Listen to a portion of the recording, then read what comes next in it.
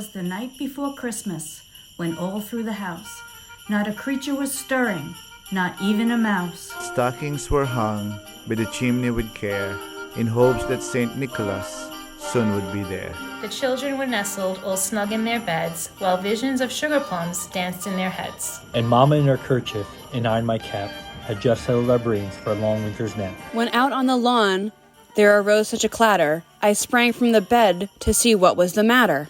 Away to the window I flew like a flash, tore open the shutters, and threw up the sash. The moon on the breast of the new-fallen snow gave a luster of midday to objects below. When what to my wondering eyes did appear but a miniature sleigh and 8 tiny reindeer.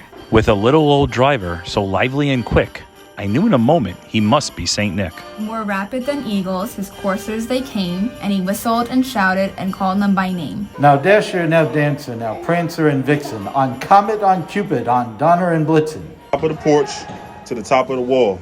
Now dash away, dash away, dash away all. As leaves that before the wild hurricane fly, when they meet with an obstacle mount to the sky. So up to the housetop the coursers they flew, with the sleigh full of toys and St. Nicholas too. And then in a twinkling I heard on the roof the prancing and pawing of each little hoof. As I drew in my head and was turning around, down the chimney St. Nicholas came with a bound. He was dressed all in fur from his head to his foot, and his clothes were all tarnished with ashes and soot. A bundle of toys he had flung on his back, and he looked like a peddler just opening his pack. His eyes, how they twinkled, his dimples, how merry, his cheeks were like roses, his nose like a cherry. His droll little mouth was drawn up like a bow, and the beard on his chin was as white as the snow. The stump of a pipe he held tight in his teeth, and the smoke, it encircled his head like a wreath. He had a broad face and a little round belly that shook when he laughed like a bowl full of jelly.